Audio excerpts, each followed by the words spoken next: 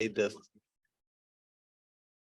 May the 4th, May the 5th, May the 6th.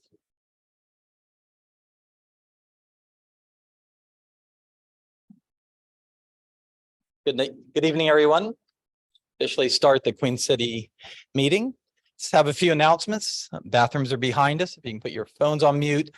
Also, this microphone is strictly for Zoom. You need to project. These speakers don't work. They're from the church. I'm sure they work, that we just don't have access to them.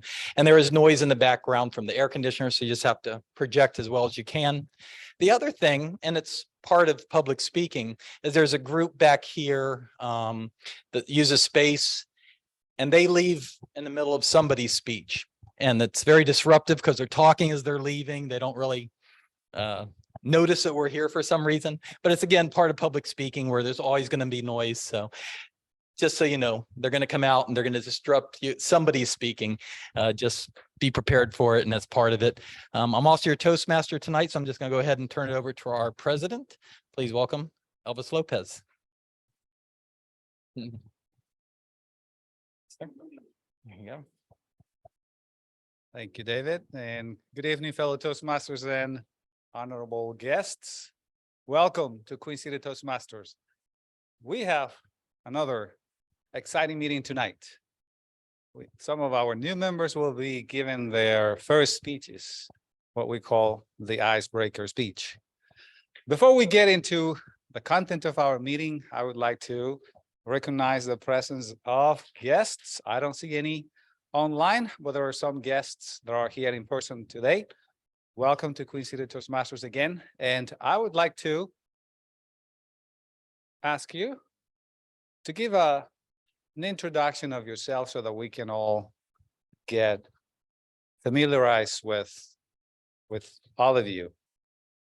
Please tell us your name, how did you hear about our club, and what is your goal tonight by visiting a Toastmasters club. So I will pass on the mic from here, from this side, and then you will continue passing it over until we reach the other end first. Hey guys, my name is Mike Mendez. This is my 3rd or 4th time being here. I was actually recommended to Toastmasters by a friend because they knew about my fear of public speaking. So they recommended that I come here just to get better, and been coming ever since. So yeah.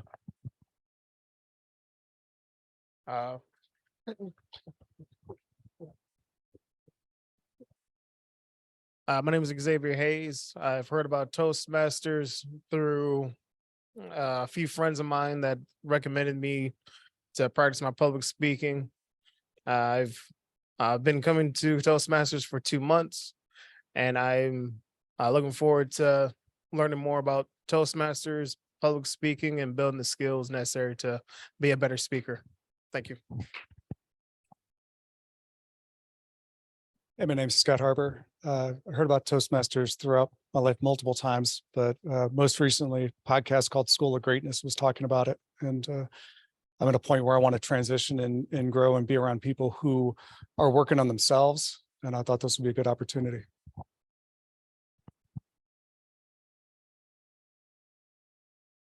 Hello. Oh, it doesn't work, right? You said. So my name is Marcelo Pena. I also go by Cello Effect. And how I heard about Toastmasters was, honestly, I researched it. I knew that I had to put myself into some scenario, some type of group where I do things that I don't want to be doing, right? And it's also to become a better speaker in my profession as a kidney health and wellness coach, and just get these nerves again out of me, right? And get better at sharing my story. And I want to become great. I know that I am great, so I have to put the work in to get there. So that's why I'm here. Thank you.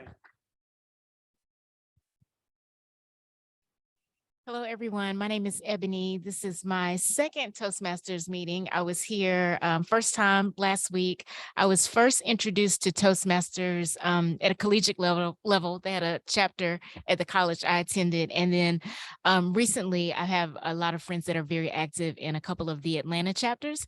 And just wanted to get more comfortable with presenting and speaking on the spot.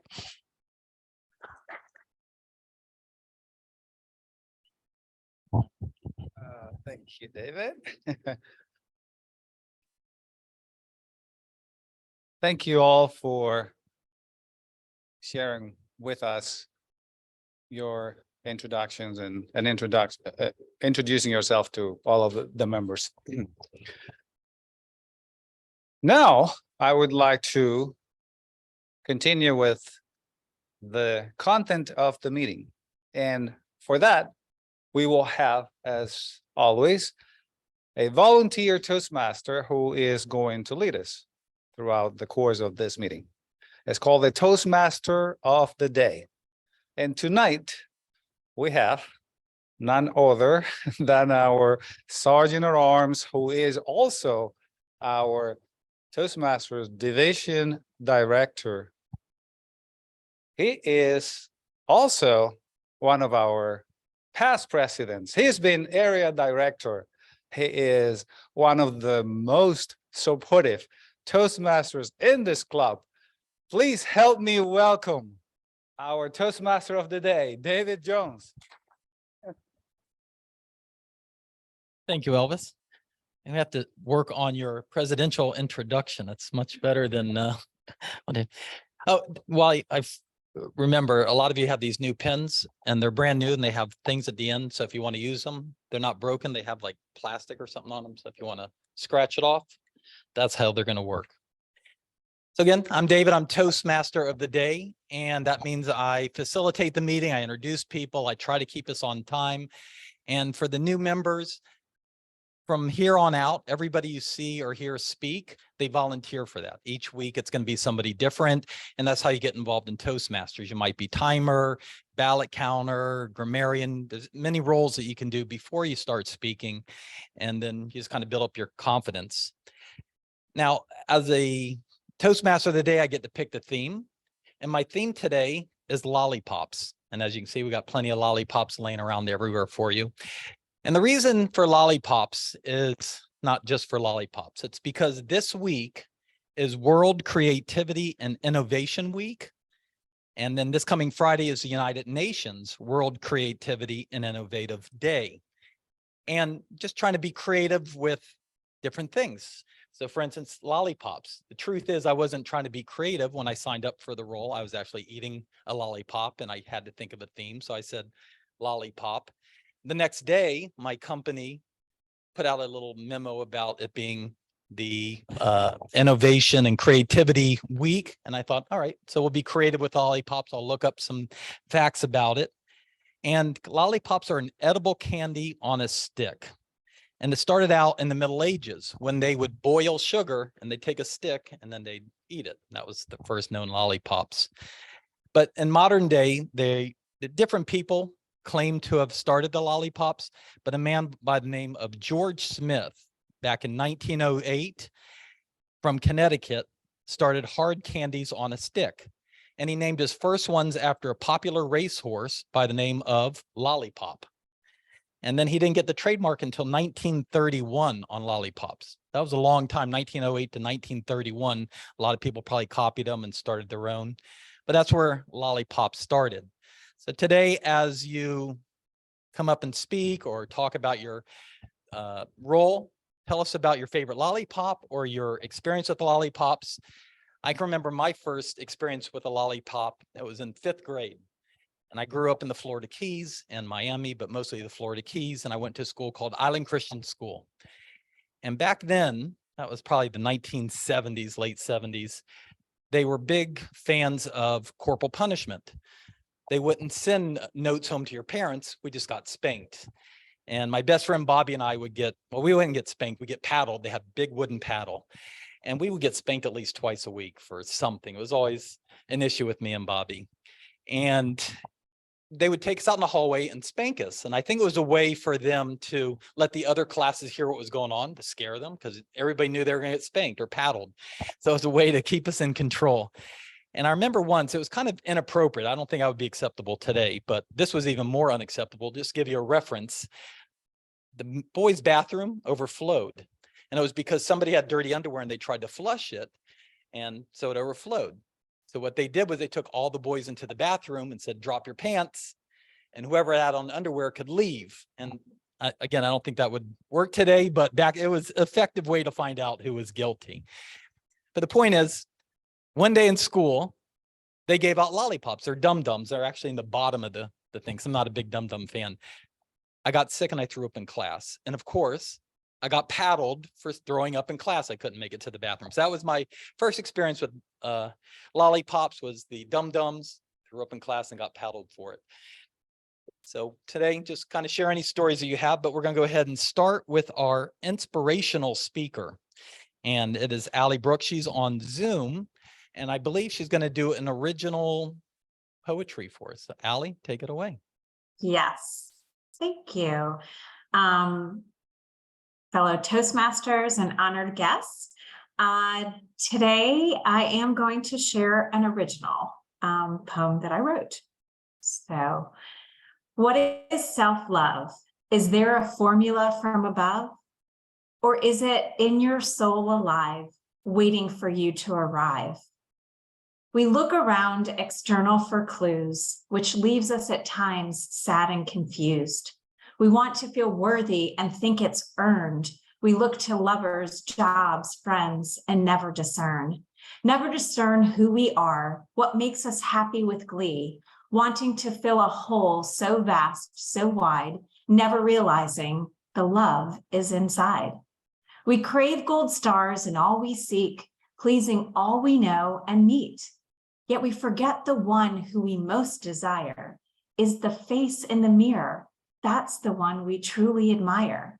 We are each unique and have a note to sing, to play with each other. It's crystalline. If our note is not played, the symphony is out of tune. The sound is off, and then the music is ruined. For each of our notes is meant to be heard and sing, orchestrating together its harmony. So I think self-love is singing your tune. Be yourself and dance with the moon.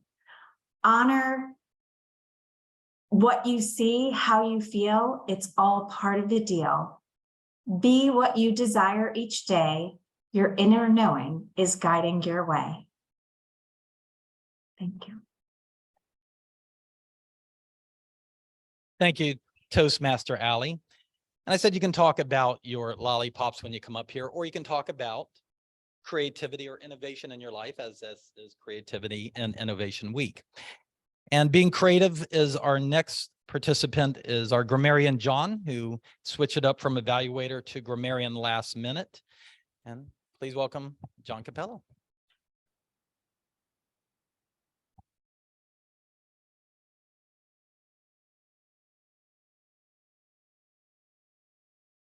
Anticipation should be your word.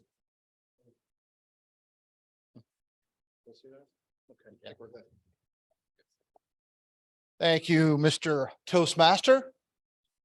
Fellow Toastmasters, honored guests, my name is John Capello.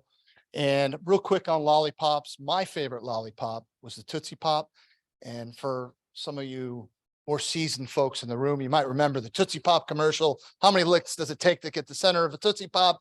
The right answer is 3. So I will be serving as your grammarian, and I have a couple of responsibilities as your grammarian. First and foremost, I'm going to be tracking the use of effective grammar, things that are particularly impactful. 2, I'll be keeping an eye on what we call the dreaded filler words. These are the types of words that speakers, even veteran ones, will use. The so, you know, well, those types of things that do not add any meaningful contribution to your message. If anything, they tend to distract your audience. Far better to replace it with a pause. Pause is actually the opposite of a filler word. Give yourself and the audience time to absorb what you said, as well as you think about the next words coming out of your mouth. Now, the third thing or responsibility I have, see that, make sure that comes up, is to introduce the word of the day. There we go. Well, the word of the day, if you incorporate ingenuity into any part of your speech, that is the goal. Ingenuity is the art of being clever or inventive. And using a sentence, for example, sometimes navigating Charlotte traffic requires tremendous ingenuity. Or perhaps Toastmasters David theme of Lollipops was tremendously has tremendous ingenuity. So as the course of the meeting goes on, I'm going to be tracking these filler words. You use the word ingenuity in any part of your speech, you'll receive special kudos, and I'll come back at the end of the meeting and report how everyone did. With that, I'll pass it back to David. Appreciate it. I have certain words that get stuck in my head too. I just can't get them out. And ingenuity is John coming up with the word of the day because I saw him back on his phone doing a little word search for something that would be appropriate, and we use what we have available to us. Next up is going to be our timer. Please welcome Toastmaster Cameron.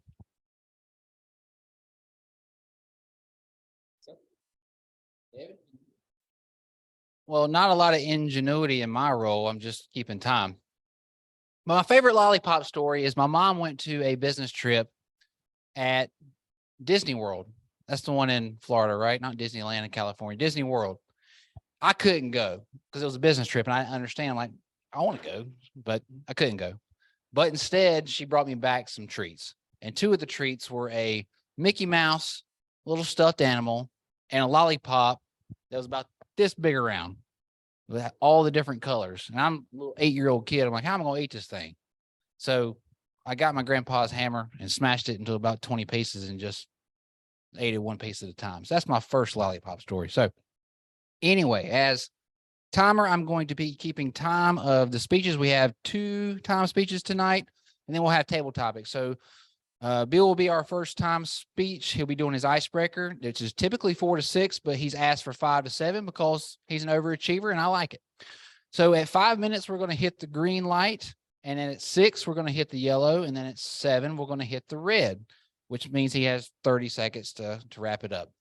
And then Yasmin, you'll be doing 4 to 6. So again, 4, 5, and then 6. For our table topics, it will be 1 to 2 minutes impromptu speaking. So it's going to be green light at 1, a minute and a half will be yellow, and 2 minutes at red. And then we will have some evaluators that will be 2 to 3 minutes. So again, green at 2, 2.5 yellow, and then red at 3. And that's my role. Thank you. Appreciate it. All right. Next up is going to be our ballot counter. We love having a ballot counter to kind of give out ribbons and have fun. And it is the president of Valentine Toastmasters. Please welcome Toastmaster Allen. So, can you tell us a lollipop story?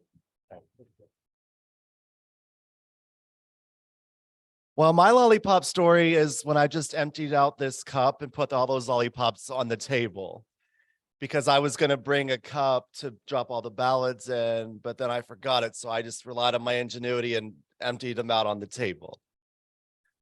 So my job as ballot counter is to tally up all the votes for your favorite speaker in each of the 3 categories: the prepared speeches, table topics, and our evaluations.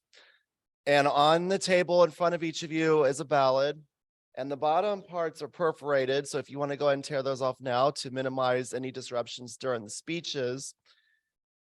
At the end of each segment, you will pick who you enjoyed the most in each category. And I'll walk around the room and collect everyone's ballots. And on the top of the ballots, there's also a slip for each speaker, as well as all the other main roles that are being filled. So if you have any positive or constructive critiques that you want to offer them, you can write those down And then when I collect your ballots, I'll collect those as well and then pass those to the respective speaker later on. And we do have ribbons for the winner in each category. So at the end, once I've tallied all the votes, I'll announce the winners. And then as far as the members on Zoom, David, do you want them to message you directly? Or Elvis? Okay, so if you're on Zoom, just send a message like they said through ClubView, and then one of them will give me the results and I'll add them up. Thank you. Thank you, Toastmaster Allen. And now we'll move on to our speeches, our icebreakers. Believe that's right. Yep. Our first speaker is going to be Bill Fountain. He is on Pathways Presentation Masteries. And for the newer people, Pathways is our school book, our guide that we follow along and give speeches from. It is level 1 icebreaker, 4 to 6 minutes. And the title is New Passion. Should be interesting because he's an interesting guy with a lot of history, a lot of stories. So if he has a new passion, it's going to be awesome. So please welcome Bill. Thank you. Thank you. Thank you.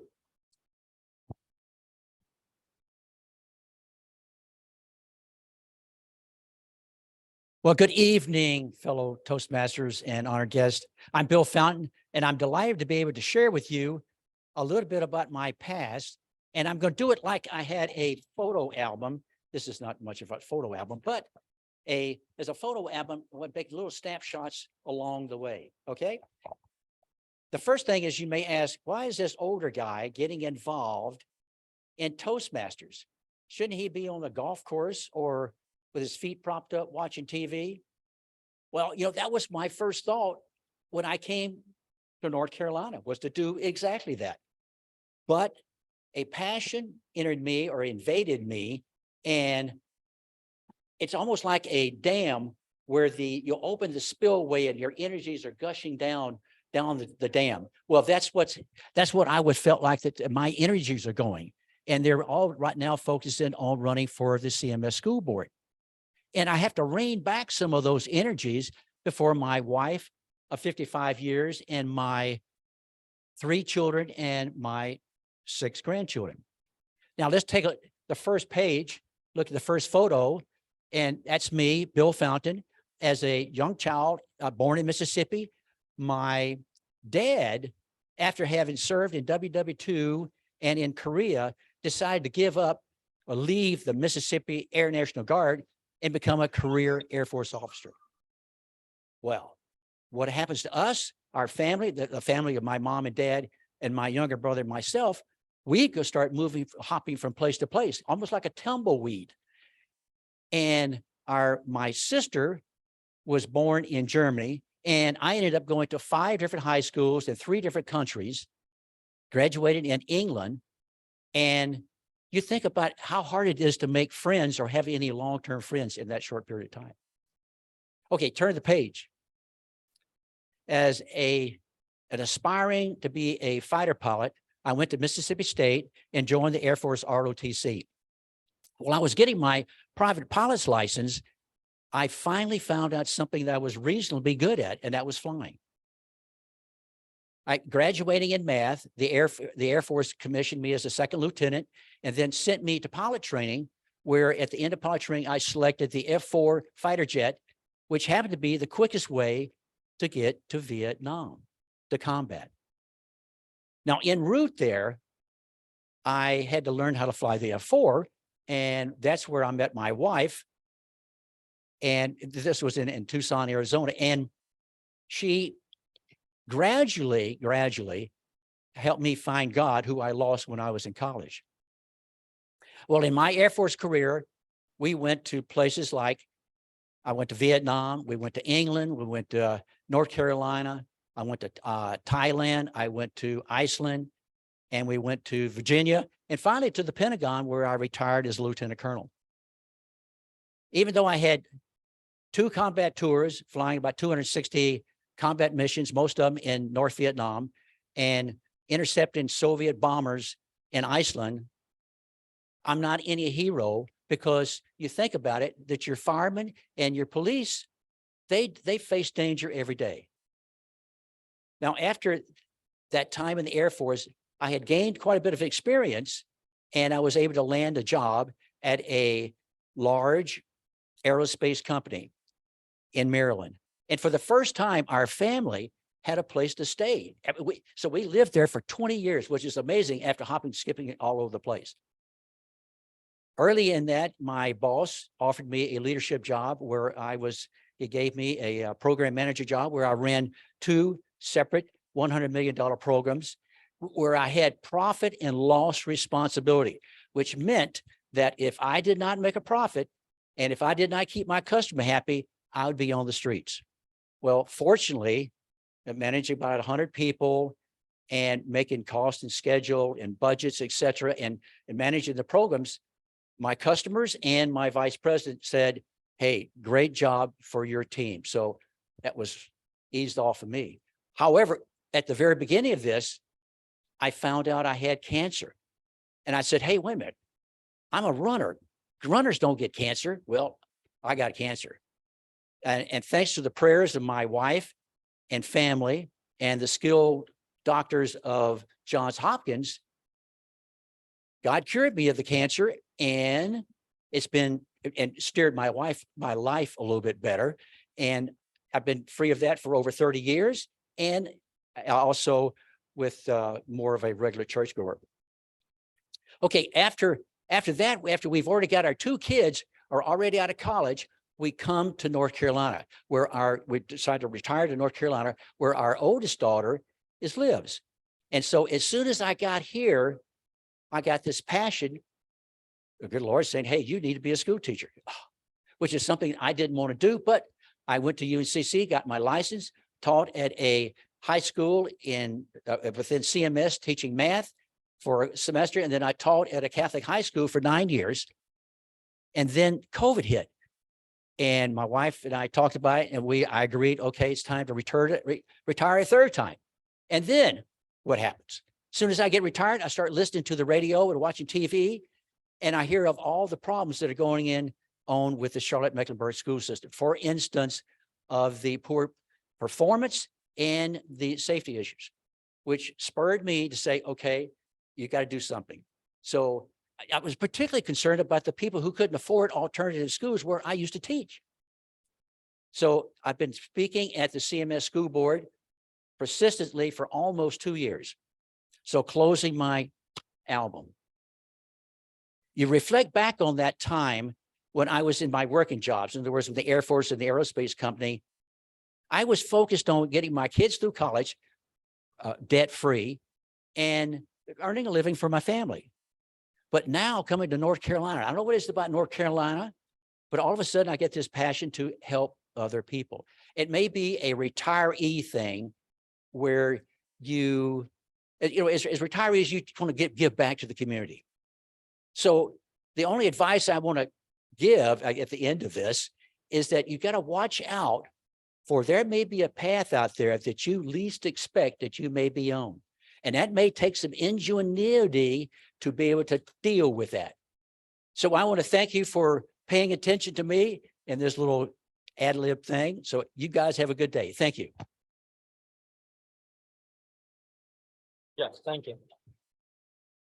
Okay.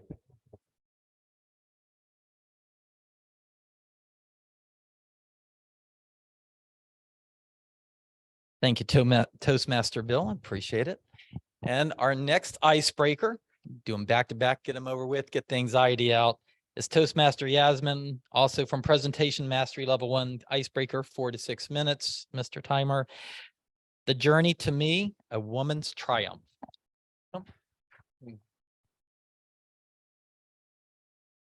Thank you. So I have a lollipop story, but will that eat up my time? All right.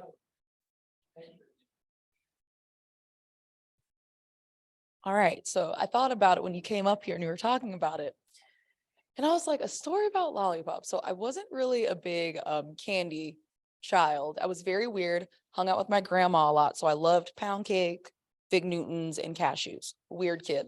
Hated candy. So on Halloween, I would take all of the candy that I got and I would go to school and I'd sell it. So I'd be walking around school with my little purse from Limited Too, this cute little powder blue bag. And all the little pieces of candy like Jawbreakers and things like that were 10 cents.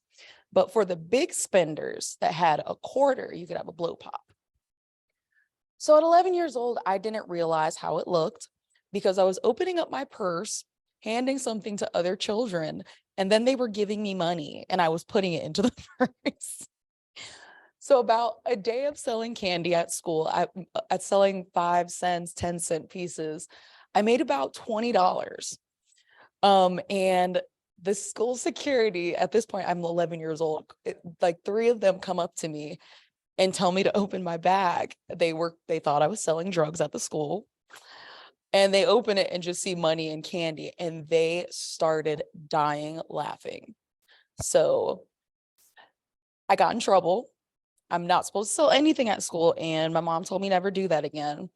But if you ask me, I say I exhibited some great ingenuity. All right. Well, all right. So now to my actual speech. Good evening, fellow Toastmasters and wonderful guests. When I was told that I was going to have to give an icebreaker speech, I won't lie, it made me very nervous. Just talking about myself for 4 to 6 minutes straight, on one hand sounds really short because you're trying to talk about your whole life kind of in that amount of time. But on the other hand, if I was like on a date with someone and they talked about themselves for 4 to 6 minutes without interruption, I'd probably leave. So somewhere in the middle. But at our last meeting, as the meeting ended, I asked somebody whose presentation skills that I respect very much what he talked about during his icebreaker. And he really just kind of reassured me that, you're talking about yourself, you're giving your own story. So even if you mess up, nobody's going to know. And that really made me feel a lot better. So I really had to dig deep and ask myself, what makes me Yasmin?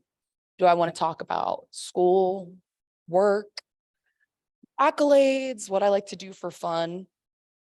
And then I stopped and I thought, those are just things I do, but none of those things are who I am. My name is Yasmin Selena Rigo. I'm a Haitian American woman. I'm 29. And I'm a daughter, I'm a sister, a cousin, a friend.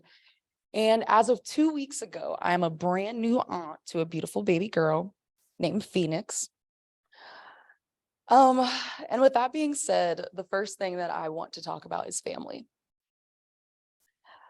My family molded me a lot. I grew up in South Florida with 2 brothers, which anybody who knows me is not surprised that I only have brothers, Israel and Solomon, and we come from a very close-knit Caribbean family.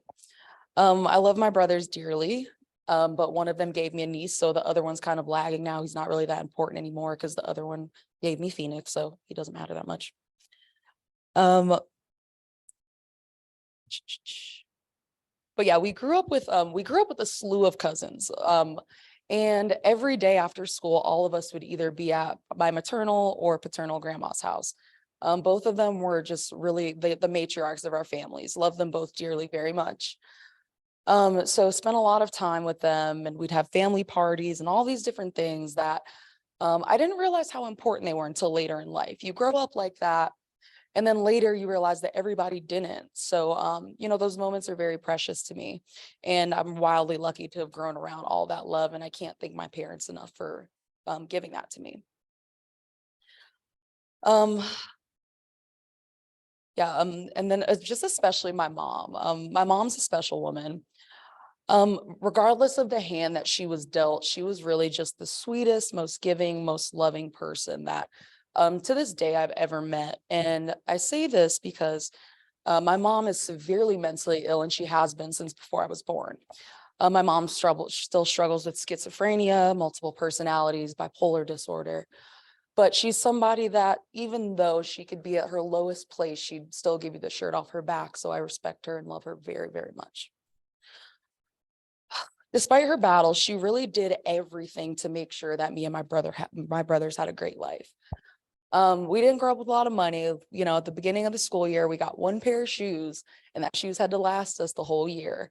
And if we got to go to Burger King, I was so happy. I was like, this is a 5-star meal. I was so excited if we could go to Burger King. But she really did all she could just to make sure we were happy, that we had love, and that anything that we really needed, we had. Also, she instilled something in me that would serve me very well later in life. Just the importance of like that inner peace. You know, I went to therapy growing up. We, you know, we learned about mental health, and she didn't hide her illness from us because she didn't get to talk about her illness growing up. So she wanted to make sure that we understood how we should feel and that it's okay to talk about your feelings and things like that. And really just, even now and a little bit when I was younger, I just have always known that that sense of inner peace is the most important thing that I'll ever own. Now, as a 29-year-old woman, I know how to reflect, talk myself out of a panic attack, which I mean, I get here and there. I suffer from anxiety. But because of the tools that my mom equipped me with as a young girl, I now know how to deal with those things. And they sure don't teach you that in school. An illness was not who my mom was. It's just what she has. So I didn't realize how important these tools would be until adulthood.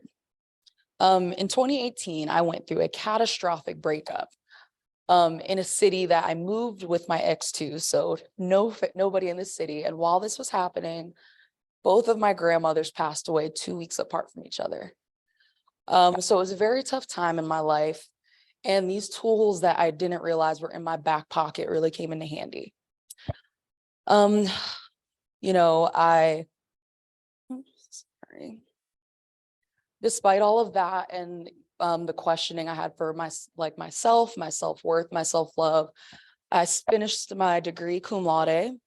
I did what I needed to do. And in 2019, I landed myself back here in Charlotte. And since then, honestly, everything's been great. Even in writing this speech, I just really thought about how thankful I am for what I have. You know, I love my job. I love myself. I have the greatest support system a woman could ever ask for. And that's really the most that I could condense about myself in 5 minutes. I'm just a girl from South Florida who has a story of family, challenges, falters, triumphs, and everything in between. All this to say that we are all dealt a different hand, but it's up to us to decide how we play the game. Thank you. Thank you. Good job.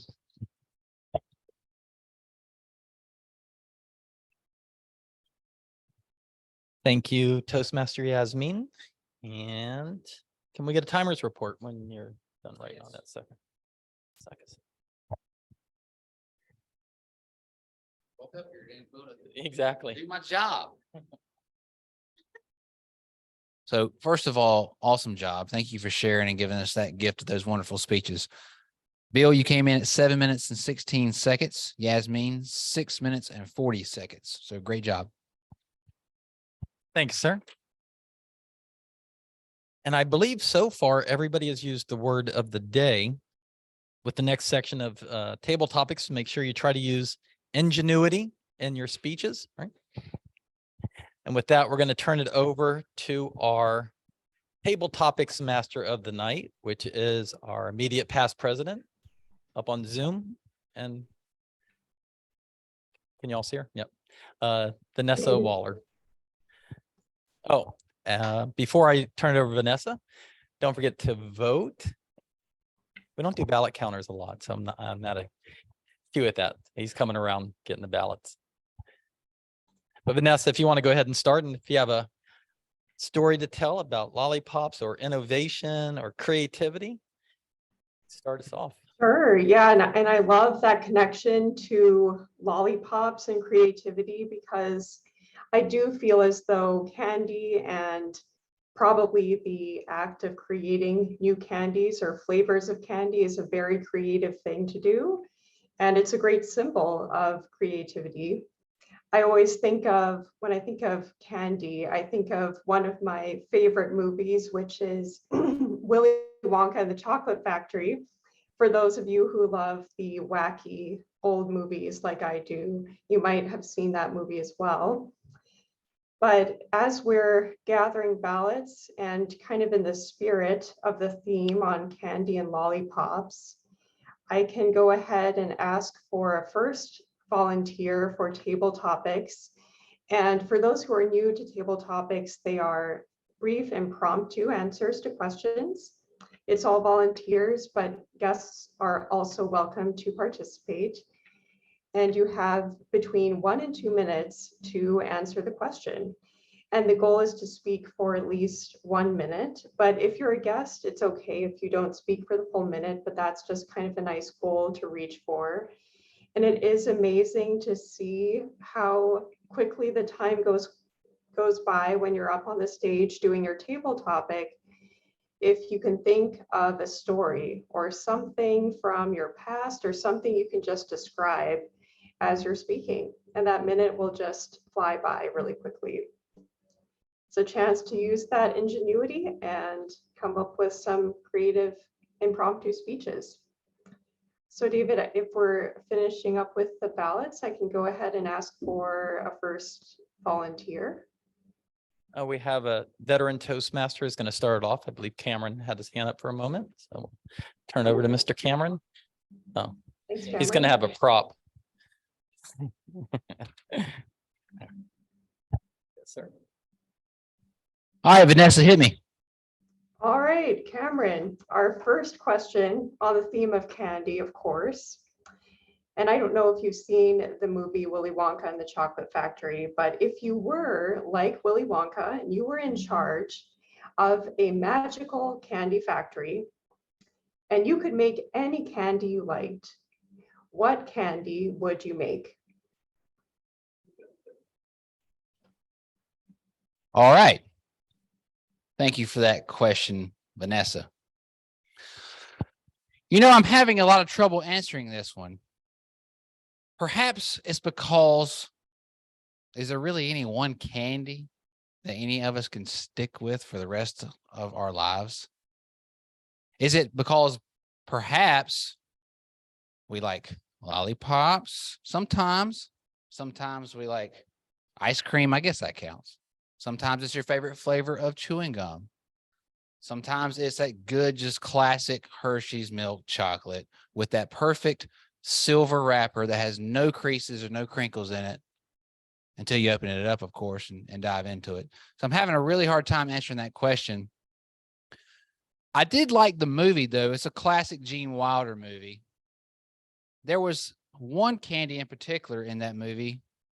I'm going to butcher the name, Vanessa. You might have to help me, but it was something gobstopper, maybe. Yeah. Everlasting gobstopper. That's it. The beauty of that candy was it never lost its flavor.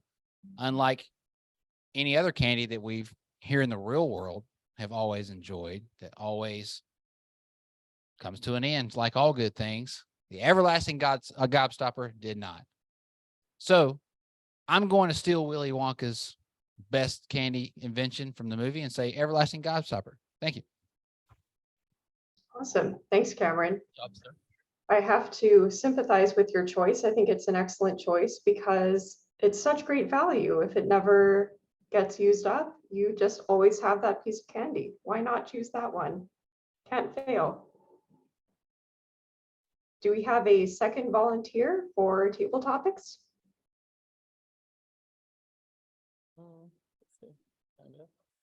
Yes, we do.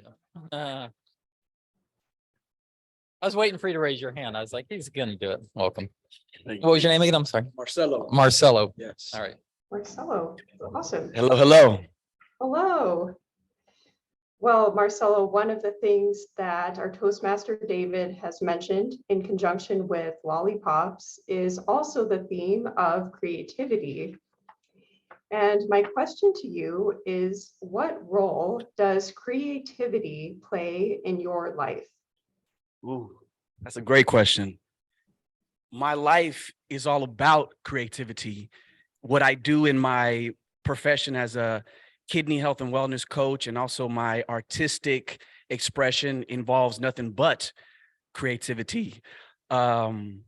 Teaching people about the importance of breathing exercises to reduce anxiety is creative in itself, right?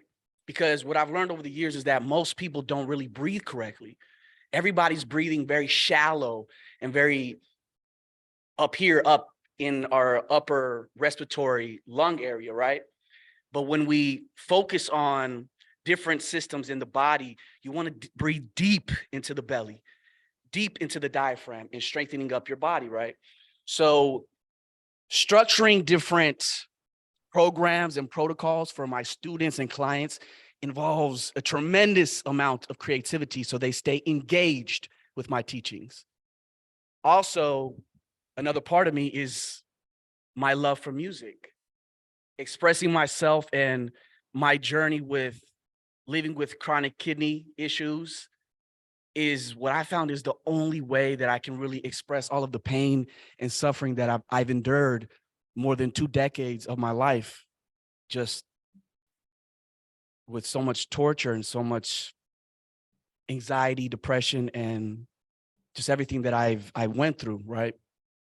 So I can relate very closely with Bill when he mentioned that he went on his journey with cancer. So everything that I do with my profession again and my lifestyle involves a tremendous amount of ingenuity and creativity.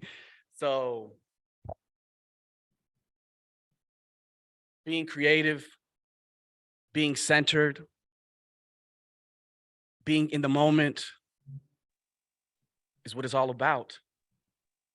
And tapping back into the creator that we all are. I mean, we all have a spark of divinity inside of us because we come from the creator. So you're either a creator or a destroyer. Thank you. Thank you. And I love that idea about breathing because I think that's so relatable, especially as Toastmasters. We all work on taking breaths instead of inserting a filler word such as And that is something I think about is giving myself the gift of a refreshing deep breath, even if I'm feeling overwhelmed. And I love those ideas. Thank you. Do we have a third volunteer? Looks like we have Carla on Zoom. Good. Can you hear me? I can. Great. Thanks, Carla. All right, so my question to you is what free time activity sparks creativity for you and why? That's an excellent question. I'm sure there's several answers, but what I'm going to say using my ingenuity is to say that it has to be writing. I write poetry. I could really relate to Allie's poetry earlier. I write poetry and I'm working on pulling together a self-published book of poetry. Poetry is not sometimes as appreciated or respected as some other forms of the written word. I think that Amanda Gorman, when she spoke at the inauguration, really highlighted the power of poetry. And I think it's been on an upright in terms of people definitely wanting to get more involved with poetry. I think poetry helps to touch the heart. When Marcel was talking about getting in touch with feelings and everything he does is creative and it has to do with really trying to spread his message. I think poetry allows us to do that. I think poetry also is in sometimes it's both, it can be fun as in a limerick. It can be very poignant as a very quick haiku, or it can also be telling a whole story as, you know, the Tale of the Ancient Mariner. It's a poem prose that's about that thick of a book. So I think poetry is for me one of the most important ways that I can express my creativity.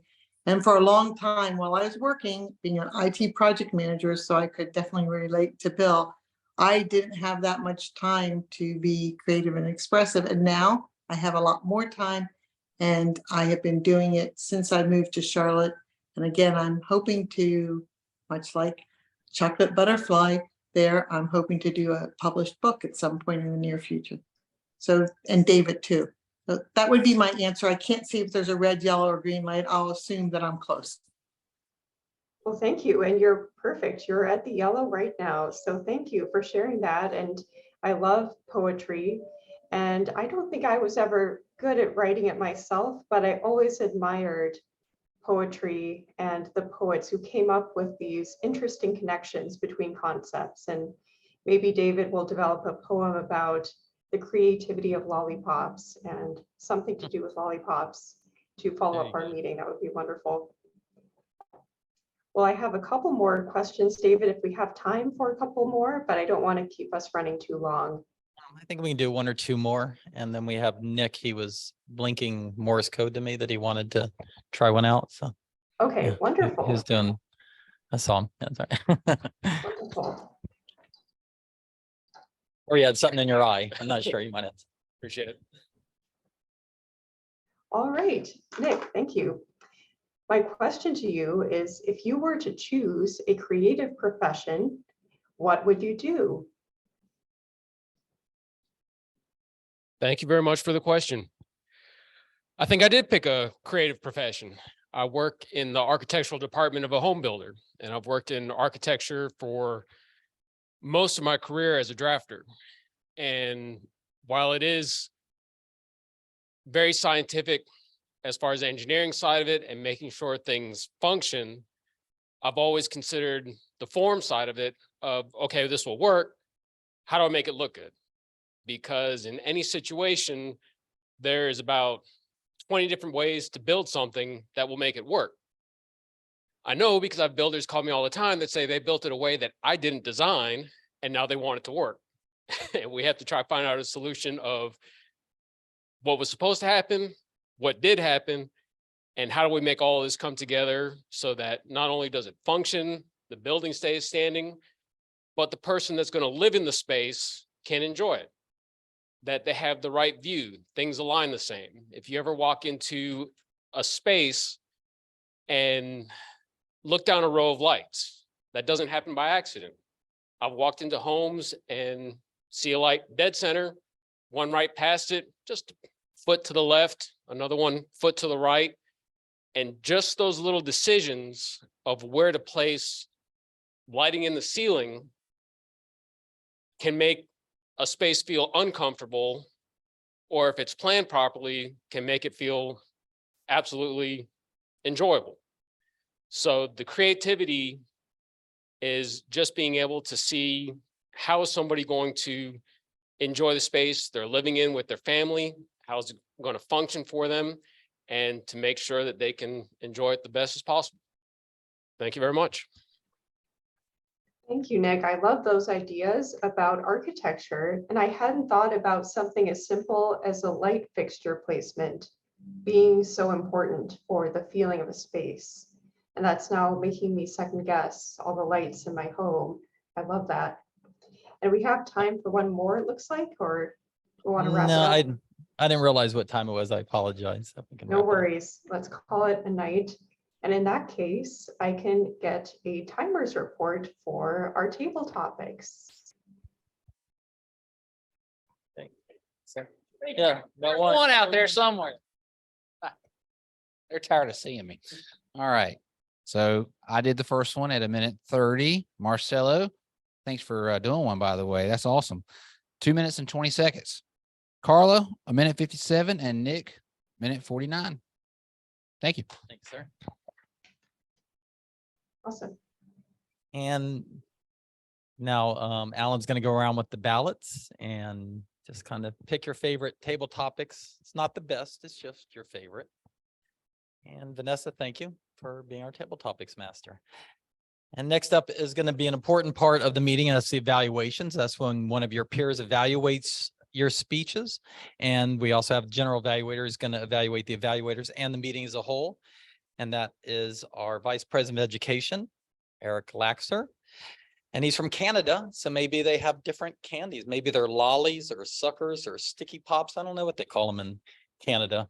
I would assume they're called lollipops, but we'll find out in a sec. Please welcome Eric. Thank you, David. Good evening, fellow Toastmasters and guests. And believe it or not, we did have lollipops in Canada.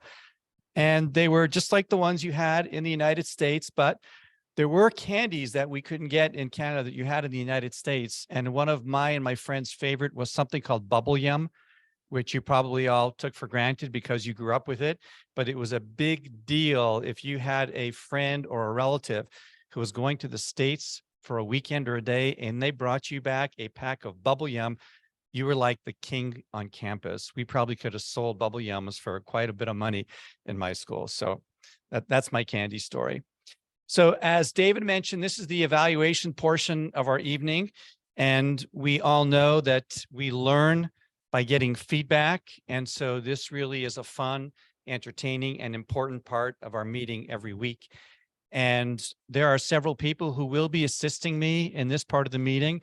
I will introduce each of them as I call upon them to fill their respective roles. And we're going to start with the speech evaluation for Bill, and please join me in welcoming Toastmaster Leon, who will be doing his evaluation. Thank you.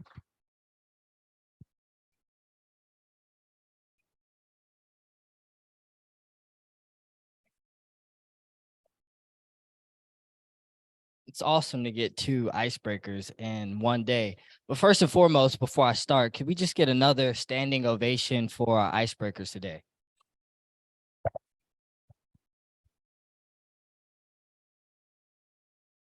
Yes, it's I didn't know when I did my icebreaker, but it's tradition that everybody stands and gives a standing ovation when somebody gives an icebreaker. And then again, could we get another standing ovation for your service, Bill, first and foremost?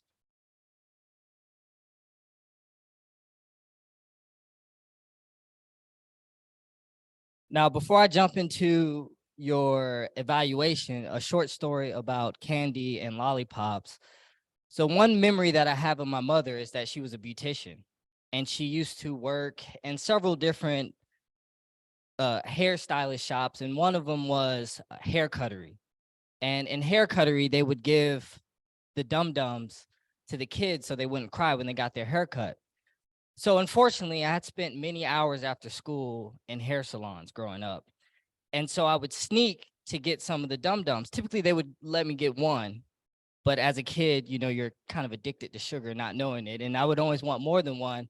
So I use an act of ingenuity, and I would basically bite the stick and rip it off so they couldn't tell that I had one in my mouth. So there's a story of ingenuity and candy for you. Now to get on to my evaluation, I'll be evaluating Bill Fountain's speech, New Passions. You never know where life will take you. I really appreciated your icebreaker because you really spoke to the levels of uncertainty of life. You never really know where life will take you, and you never really know where you'll find new passions. And some people argue, is it nature or is it nurture? Some things that I noticed that you did excellently well is, first and foremost, I appreciate when people dress up when they have speeches. When I played football, one of the things that we said, if you look good, you play good. And I think that also correlates over to speaking as well too. Some things that I also noticed that you do very well at is your ability to tell stories. And you have a lot of very impactful and engaging stories, but your ability to also to use imagery through metaphors and similes. Now, some things that I would want you to work on that I think would also help insinuate your abilities that you already have. I know a lot of times when you're giving your icebreakers or when you come to Toastmasters, you think about all the things that you would like to improve on, but you could also think about some of the things you're already good at and just continuing to develop that. And one of this is your ability to tell stories. So I would definitely like to see you develop more of really digging into some of your stories. I know when you're telling stories, at least for myself, it's such a large span of time that you're trying to cover. So you go through it kind of quickly and you miss some of the more impactful moments of a story. So a little bit more imagery, of course, and leaning a little bit more into your ability to use metaphors and similes when telling your stories. And a good way to do that is to just listen to other great storytellers. There's actually a podcast out there that is also on NPR called The Moth. It's similar to a poetry slam, but it's just people who tell stories. And when you were telling your story today, I was like, wow, I could completely see Bill on a story slam on The Moth. So something to maybe check out on your free time. I think you would find it very resourceful to listen to some other excellent storytellers.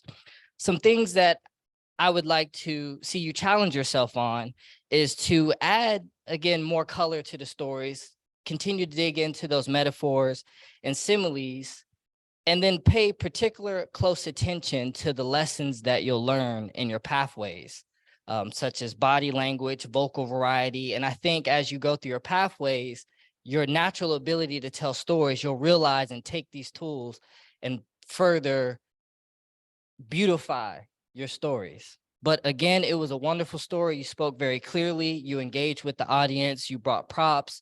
You really brought your story to life. And I must say that it was very inspiring to hear your story. And even though age is relative, your youthful spirit also comes out when you speak. And I really appreciate that. Thank you.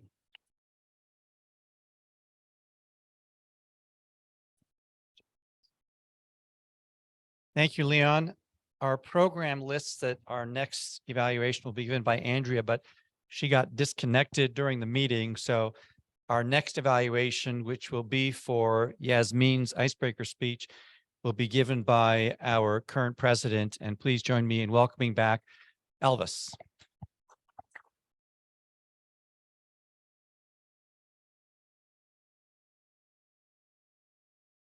Thank you, Mr. General Evaluator. Good evening, everyone, again, and thank you, Jasmine. I think one of the most difficult speeches is our icebreaker, because two reasons. One, we're speaking about ourselves, and second, because it's our first time, and there's a lot of things that might be going on, anxiety, the thought of doing it. And I think Jasmine used the ingenuity to break that by speaking about their Lollipops experience and that humor that actually got us all into tone and then getting ready for her speech. I think your delivery was excellent in terms of the way you manage the stage, your presence, your pose. You looked very confident. You used a storytelling style, and that was something that helped us also following your story in terms of how it all started, what happened during your childhood, how you grew up, your family, and later for us to know not what you do, but who you are. The way you express all of that process was very clear. You did it in a very confident way, as I mentioned. But one of the things that I noticed also was that you were using notes. And that is also an example of you wanted to not miss any part of your content. And that helped to deliver everything that you had prepared. So good using the notes. And that is something that as we get confident, you will continue to get better at and not use it later as you continue progressing. So good use of the notes. I think one of the things that also I noticed and was very helpful during your delivery was you were always smiling. And that helped us to connect with you, with your message, with what you were delivering. One of the things that I would like to challenge you would be to work on the tone.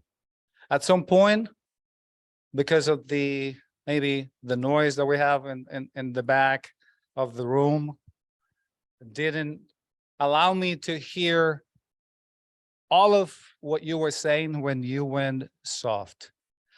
So be mindful of that and work on the tone for the next time.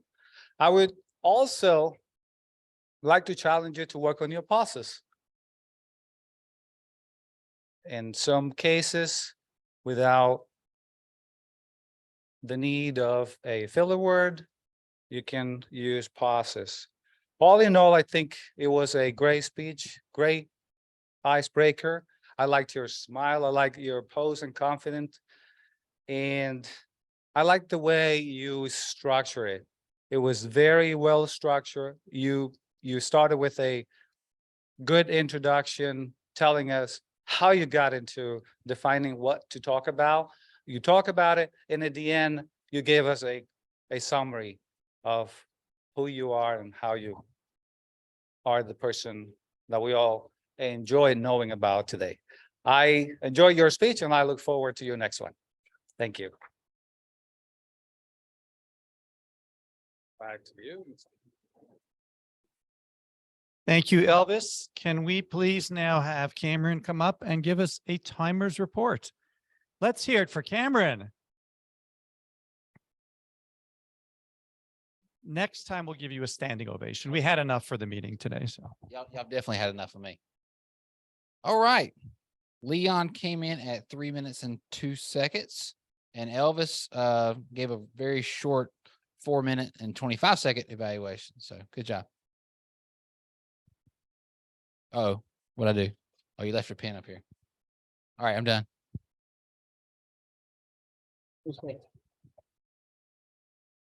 Thank you, Cameron. My next job as evaluator is to provide an overview evaluation for the meeting as a whole. And so let me just take a couple of minutes and mention a few things. First of all, we started on time, which is a small but very important thing.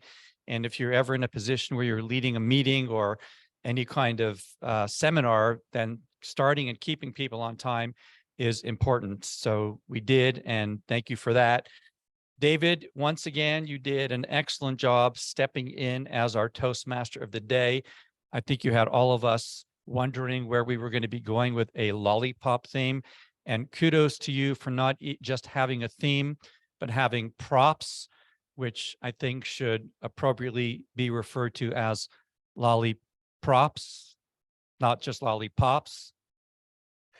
And I also liked how you I like how you pointed out this was Innovation and Creativity Week, which I didn't know.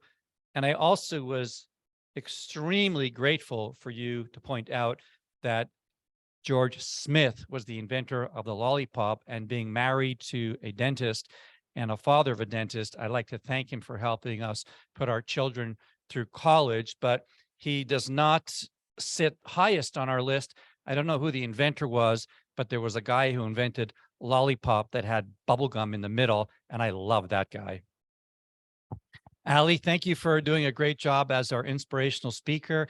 I really liked how you shared an original poem with us, and one of your quotes, "Be what you desire each day, your inner knowing knows the way," something like that, I thought was really great. John Capello, thank you for stepping in as grammarian. And as we often point out here, sometimes being involved in a group or in a leadership position, you have to do things that you don't expect to do. John came to the meeting prepared to do an evaluation for the third speech, which was rescheduled.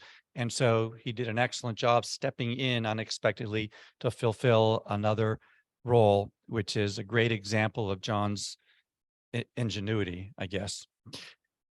Thank you to Cameron, Timer, Alan, the ballot counter.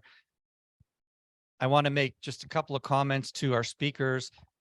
Really super job. You guys just blew it out of the park, both of you. And I want to compliment you both because not just on your speak, but the prep ahead of time, because you put your title, your pathways, your level in the agenda, which is a very important thing that all of us should be doing when we give speeches.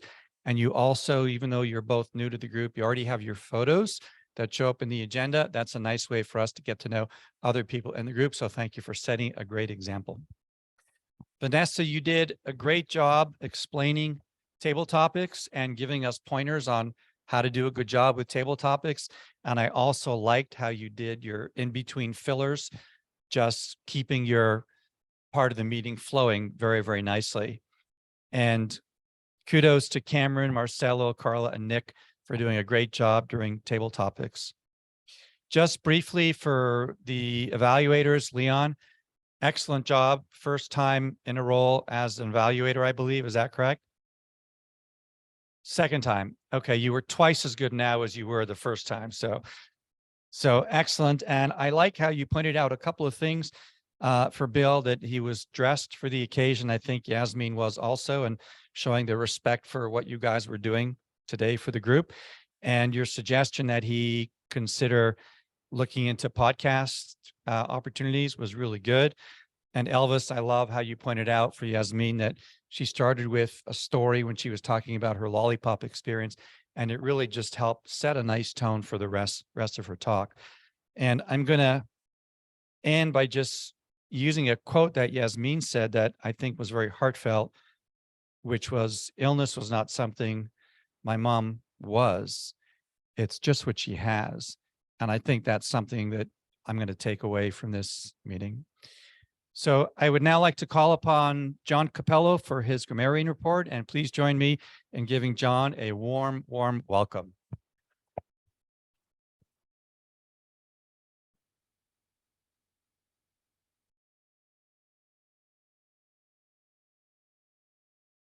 Thank you, Mr. General Evaluator.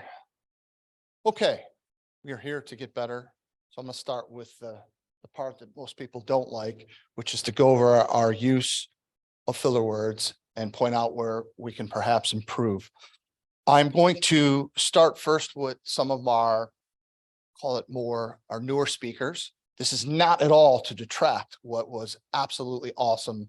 You should feel awesome right now.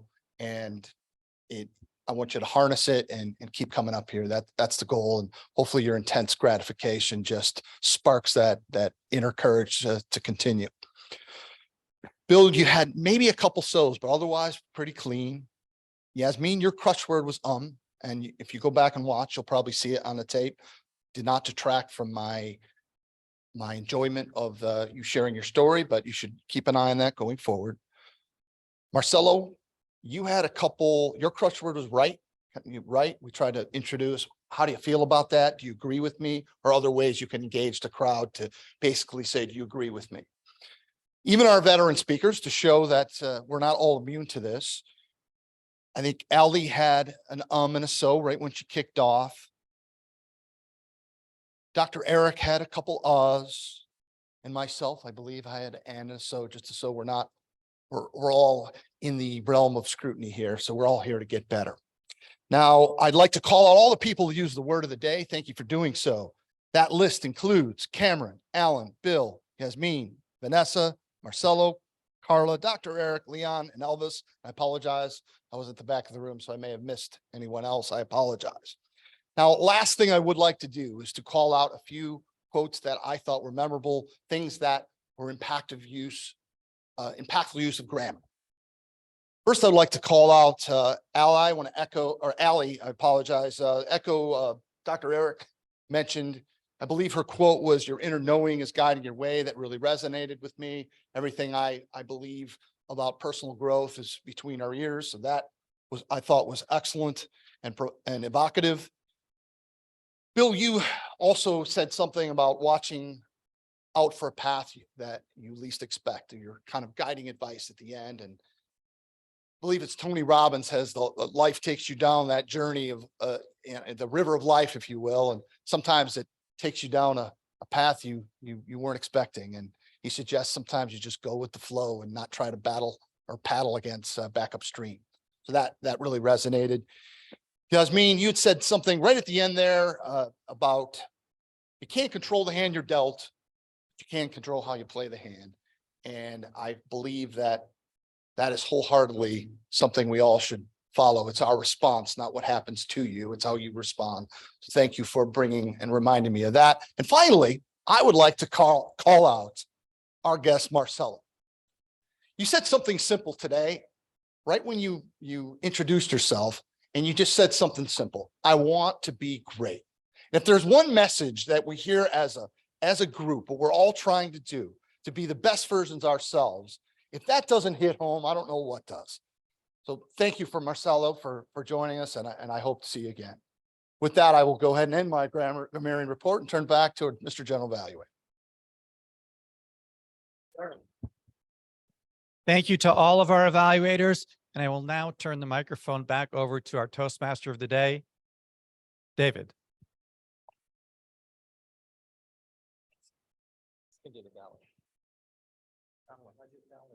I do it. All right. We rarely do ballot counter, therefore we don't know the protocol of it, but I'm going to go ahead and call on Alan, our ballot counter, to announce tonight's favorite speakers. Go ahead, sir. I just want to say everyone who spoke tonight did an outstanding job. And as a testament to that, I would like to announce that every person who spoke tonight got at least one vote in their respective category. So whatever you said resonated with at least one person in the audience tonight. So good job. And I would like to first bring up our two icebreaker speakers, Yasmin and Bill. And we have some wonderful ribbons to commemorate this speech for you. Congratulations. Congratulations. Well done. All right. And then I will go backwards for each category. So first of all, for best evaluator, that is Leon.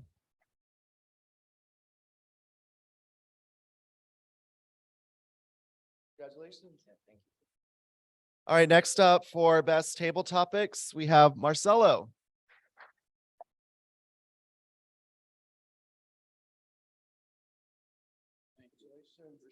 And that's for you as well. Oh, congratulations. And finally, for best speaker, that goes to Bill.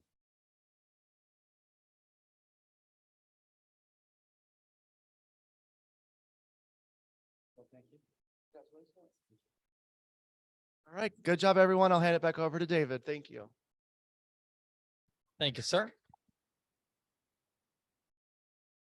And as mentioned, Alan is president of Valentine Toastmasters. They're also hybrid. They meet Thursday nights, 6:30-ish, 6, something like that. So it's another opportunity if you're looking at different clubs. Go check out Valentine. And with that, I'm going to turn it back over to our president to close us out. Please welcome Elvis. I'll come up with some more stuff for next time. Another round of applause, please, to our Toastmaster of the day for another great job tonight.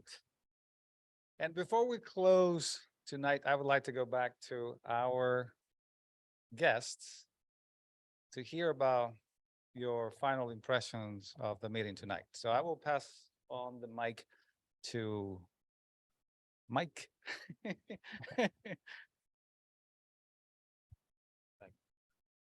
Yeah, I think tonight was a great night. I think all the speakers did very, very well. I was inspired by a lot of the speeches. And yeah, it definitely gives me the confidence to come back and hopefully get my icebreaker one day. So definitely a great job tonight.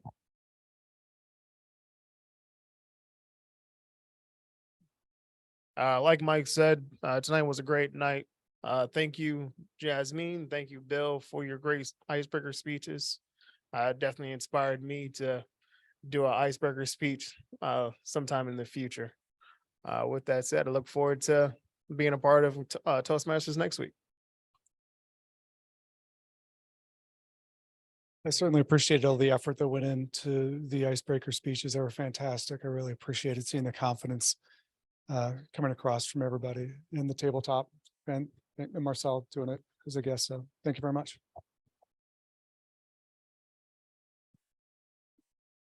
Increíble. I have to say it in Spanish because I mean, I get so much inspiration from hearing other people's stories and just hearing the icebreakers. Honestly, it was tremendous. I can feel my nerves and my confidence just growing. So I'll definitely be back. So thank you so much for the opportunity. Again, my name is Ebony. To reiterate what the other guests have already said, it was a fantastic night. This was, again, my day too, but I feel like it gets better each time. So very inspiring to hear everyone's story and just to see your courage and your confidence. So we'll definitely be returning. Thank you, Ebony. And also make sure you all take the lollipops home with you. Thanks. Thank you so much, all our guests, for coming over tonight and for sharing your experiences with us. I'd like to ask for all our members to look at our agendas for next week and sign up for a different role. That's my challenge for all of our members for next week. As we had tonight a wonderful meeting with two of our newest members giving their icebreakers, we look forward to having our members do and experiment with new roles. So that's my challenge for you all for next week. Thank you all again, those who are online and here in presence. We'll be here next Tuesday as usual. And this meeting is now adjourned. Thank you so much.